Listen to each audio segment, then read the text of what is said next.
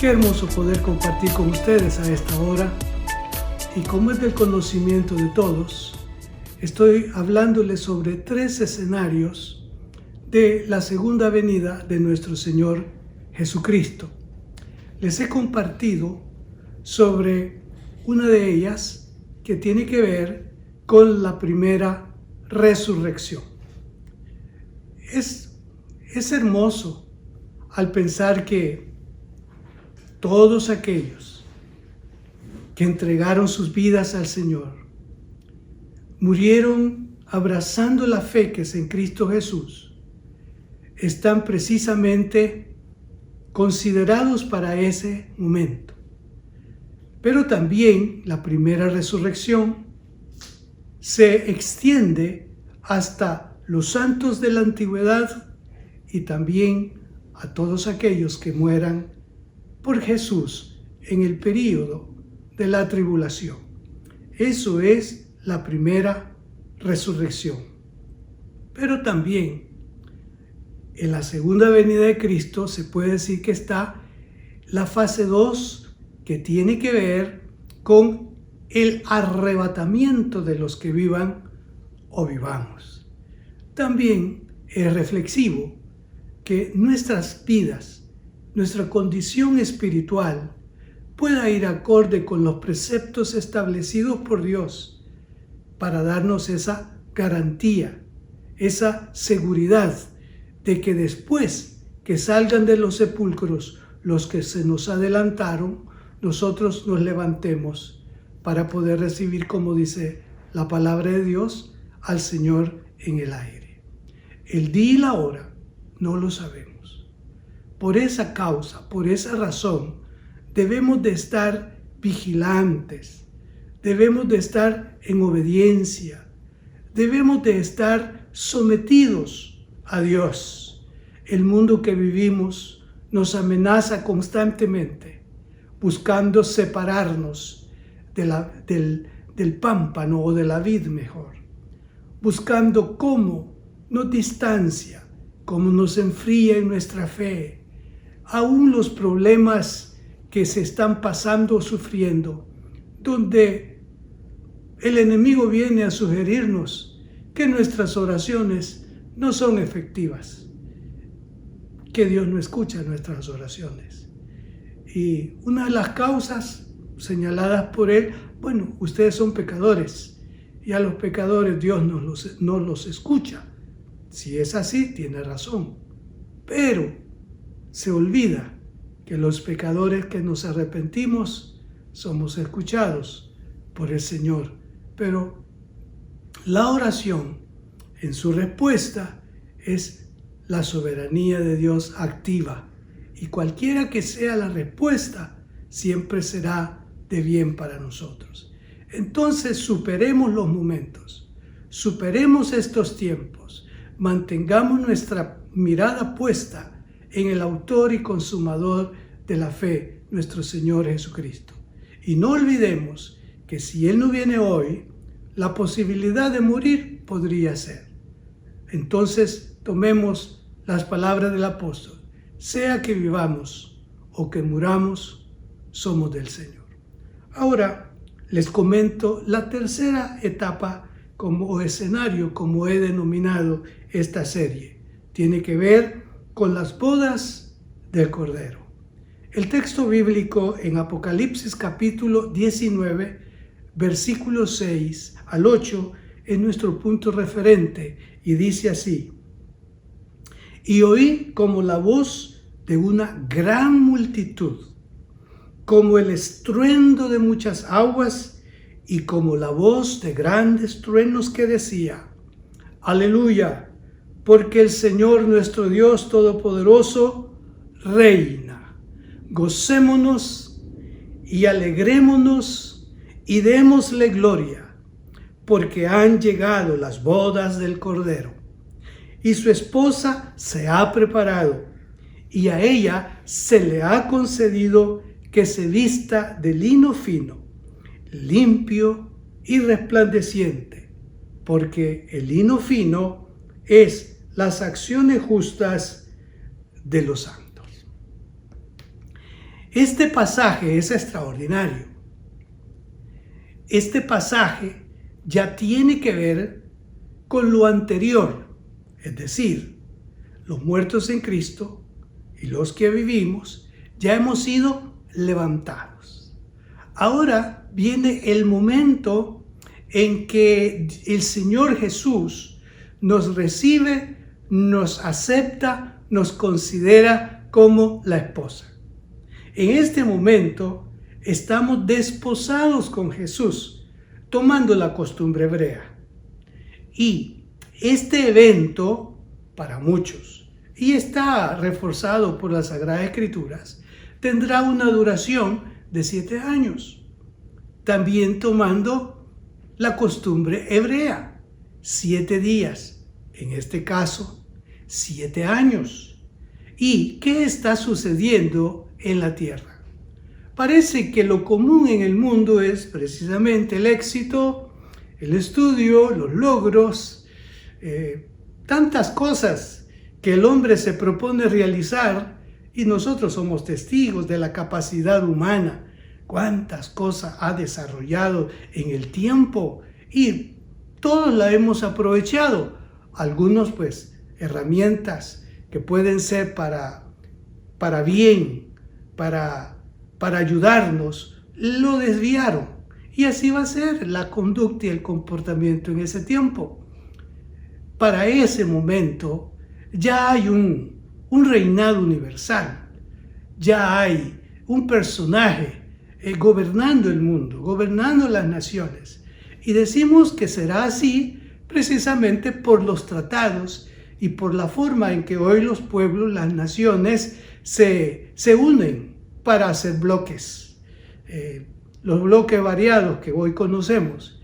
Y una de las razones del por qué se va a buscar o se va a sugerir a un personaje, precisamente por la ambigüedad de los tiempos, por la ambigüedad del momento, por la crisis.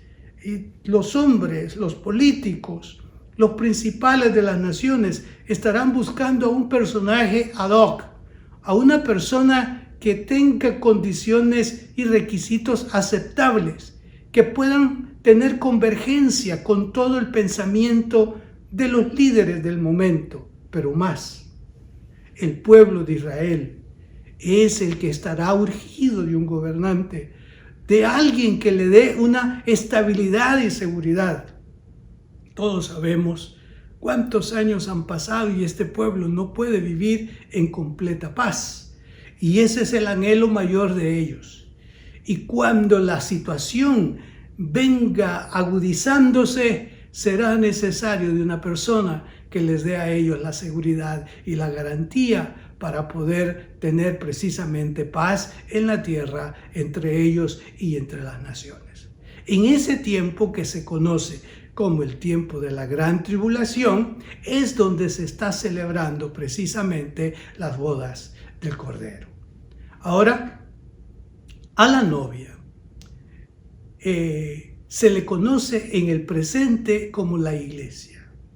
La iglesia somos todos aquellos que hemos abrazado la fe que es en Cristo Jesús, que lo hemos reconocido a Él como el Señor, el Salvador y el que perdona. Fuera de Jesús, apreciados hermanos, no hay redención, no hay salvación. Y esta iglesia es la que nació allá en los días de los años 30, allá en Jerusalén. Ahí comienza la iglesia. Desde ese momento es que aparece lo que hoy vamos a ver como la novia o como la esposa de Jesús. En muchos pasajes del Nuevo Testamento, la relación entre Cristo y la iglesia se revela mediante el uso de las figuras del esposo y de la esposa. San Juan 3:29 dice: el que tiene la esposa es el esposo, mas el amigo del esposo que está a su lado y le oye, se goza grandemente de la voz del esposo. Así pues, mi gozo está cumplido. Romanos 7:4.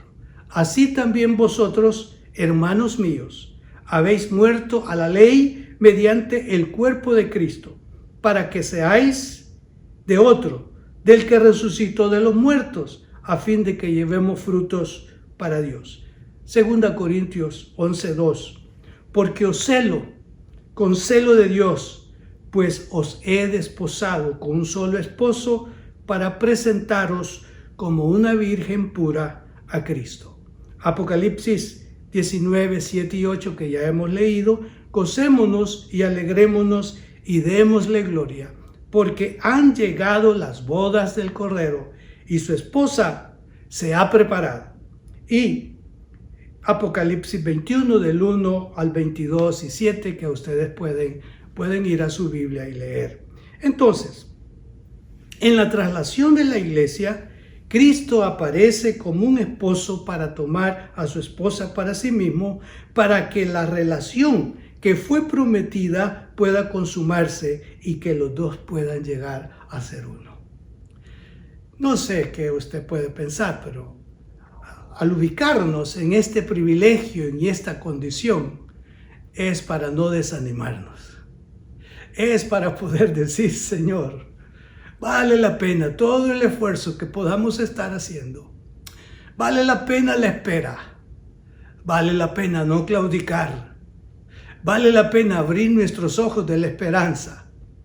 Vale la pena decir como Juan, sí ven, Señor Jesús, más que a mi vida, más que a las cosas que deseo o necesito.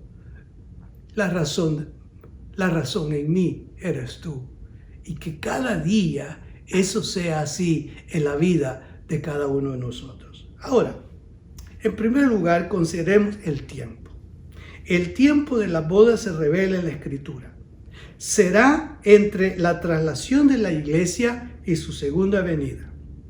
Antes del traslado, la iglesia todavía anticipa esta unión. Y de acuerdo a Apocalipsis 19:7, estas bodas suceden en el tiempo de la segunda venida. ¿Qué tiene que ver o qué significa esto de la segunda venida? Ya hemos dicho que la segunda venida se puede explicar de dos formas. La primera, no le ve el mundo. Solamente tendremos la bendición de subir o de acompañarle o de ser arrebatados los muertos en Cristo y los que vivamos. Pero cuando ya habla de la segunda venida, la Biblia es clara, es enfática cuando dice que aparecerá con sus santos y con los ángeles. Esto es después de la tribulación. Vamos a aparecer con Él y el Señor viene y se establecerá en un reinado que se discute si es literal o no es literal. Para muchos teólogos es literal, 1000 años en la ciudad de Jerusalén gobernando a las naciones. Y allí estaremos nosotros como la esposa del Señor. ¿Qué le parece? Allí vamos a estar con Él en ese hermoso momento, en ese glorioso tiempo de su reinado. Esta es entonces la segunda venida. Dice el Señor que todo ojo le verá. En un momento los profetas de la antigüedad, más Zacarías, habla de una escena muy buena. Habla cuando el pueblo de Israel va a estar como en un aprieto. Al punto que del monte donde él ascendió a los cielos, ahí a ese monte desciende. Y ese monte se parte. Y ese monte, el monte de los olivos, permite que sea como un espacio para que el pueblo escape. Y en un momento en el capítulo 13 de Zacarías, el pueblo lo ve y dice, y esas heridas que están en tus manos, y ese costado que está herido, ¿qué es? ¿Cuándo sucedió? ¿Quiénes lo hicieron? La respuesta de este será, estas son las heridas que me hicieron mis amigos. Todavía se mostrará como el sufriente, como el que pagó, como el que fue rechazado, pero esa es una parte.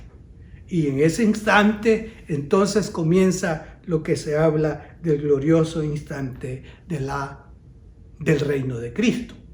Ahora, ¿cómo viene la novia? Fíjense que viene con un atavío extraordinario. Viene pura.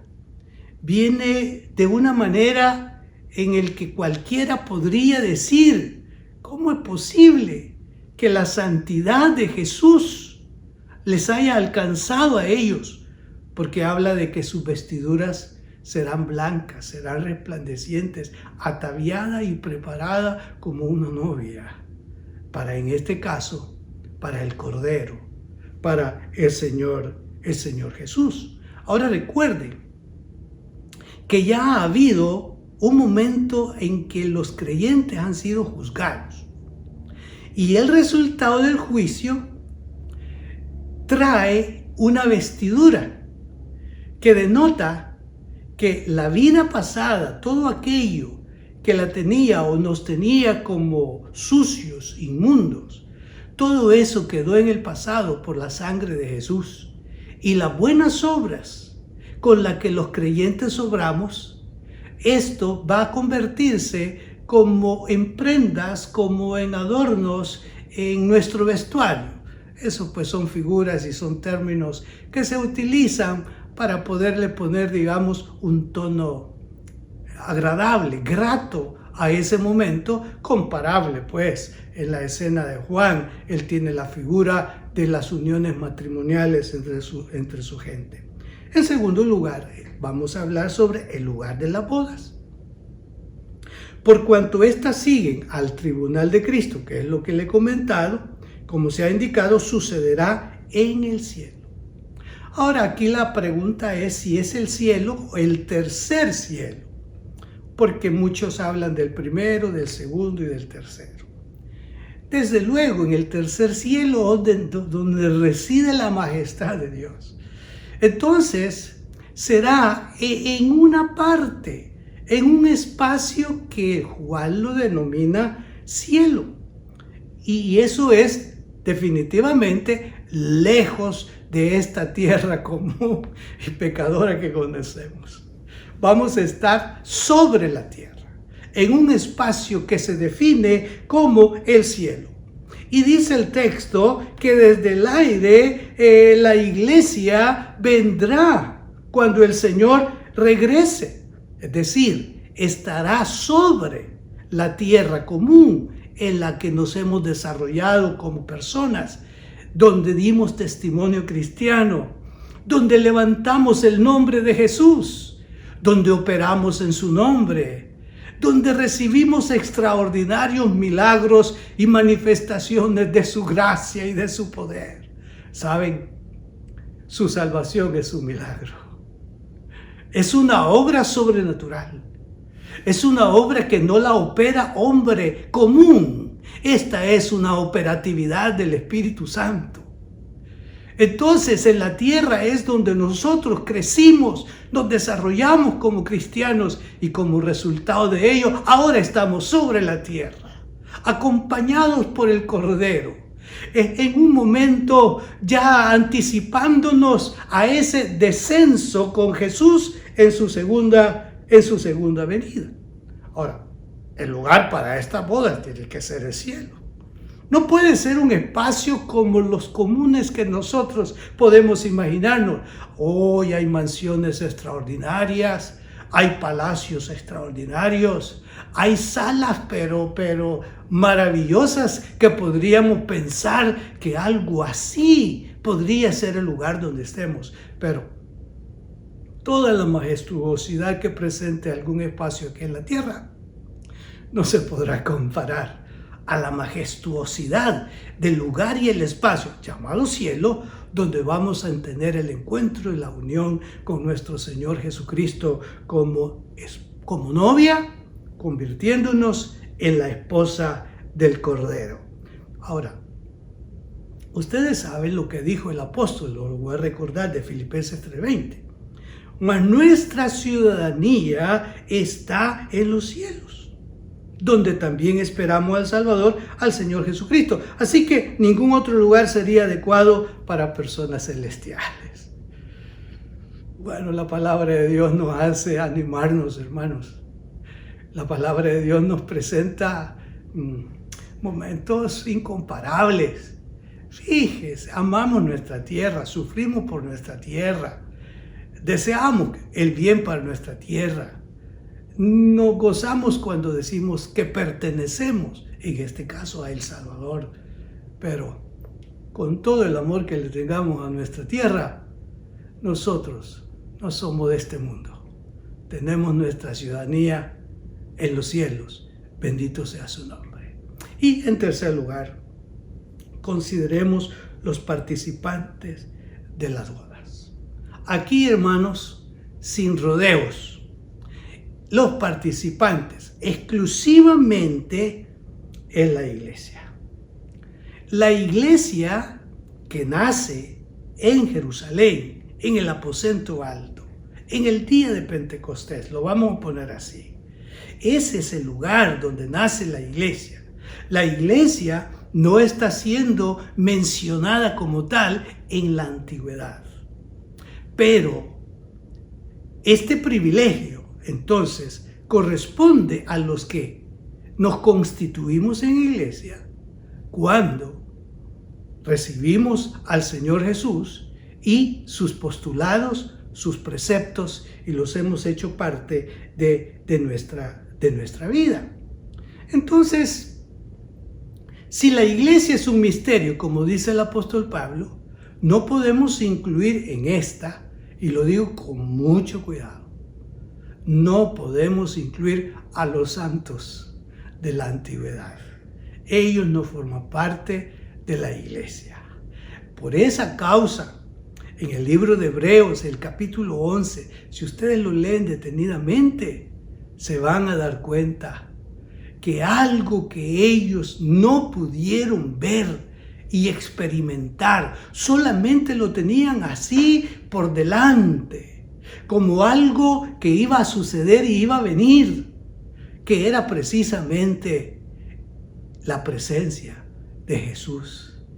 Y cuando vino, dice el texto, a los suyos vino, y los suyos no lo recibieron.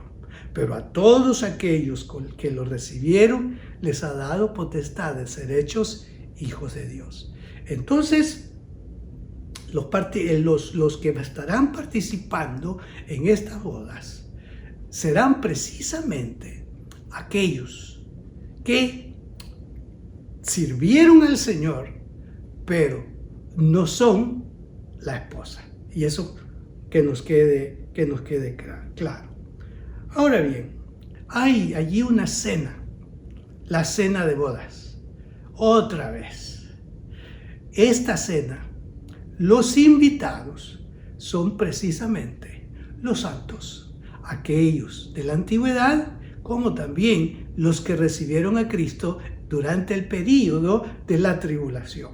Estamos haciendo la diferencia entre iglesia, en este caso, novia, esposa, y los invitados. Usted y yo no somos invitados, somos la novia, seremos la esposa. Y eso que lo revela exactamente la palabra de Dios. Entonces, en síntesis, esta parte de la segunda venida de Cristo incluye a los muertos en Cristo y a los que vivamos. Somos la iglesia, somos la novia, seremos la esposa. Y los invitados a la boda, los santos de la antigüedad, los santos que entregaron su vida a Cristo o creyeron en Él en el período de la tribulación. Y después viene precisamente su descenso con su novia, su esposa, y con los santos. Y vendrán ángeles también, y se establecerá el reino de nuestro Señor Jesucristo. La gran pregunta para todos: ¿forma parte de la iglesia de Cristo? ¿Ha entregado su corazón a Jesús? ¿Está usted viviendo infidelidad para Él? ¿Se está usted o ha hecho compromiso directo y franco con Él? Sus aspiraciones pueden ser buenas aquí en la tierra, pero nunca comparable a las aspiraciones que debe de desarrollar o debe de tener en cuanto al momento en que estaremos con el Señor cara a cara. Cada uno de nosotros sabe su estado y su condición. Es válido que examinemos nuestras vidas. Es válido que actuemos con responsabilidad con nosotros mismos y pidámosle a Dios que los nuestros, los que han salido de nuestros lomos, puedan también estar formando parte de la iglesia, que no se quede ni uno tan solo de los nuestros. Oremos por ellos, demos el mejor de los testimonios y hagamos resplandecer a Jesús en sus vidas. Si este es el día, al finalizar este servicio, qué maravilloso sería que siga el mundo con sus cosas y nuestros hermanos que se nos adelantaron salen, nos levantamos, estamos con el Señor, nos constituimos en la esposa y regresamos con Él para reinar por 1000 años sobre la tierra. Vamos a hacer una oración de acción de gracias porque Él nos ha salvado y ha permitido, con todas nuestras imperfecciones, que seamos parte de su iglesia. Padre, te damos gracias. Te damos gracias por haber enviado a tu Hijo Jesús. Te damos gracias por su sacrificio en la cruz. Te damos gracias porque nos dio la oportunidad de pedir perdón y nos salvó y nos perdonó. Ahora nuestros nombres están escritos en el libro de la vida. Te adoramos, Señor, y te damos gracias. Y ayúdanos a dar pasos firmes y a serte fieles hasta el día de tu venida.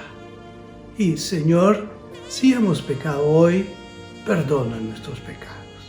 Queremos volver en amistad contigo y que nada ni nadie nos separe.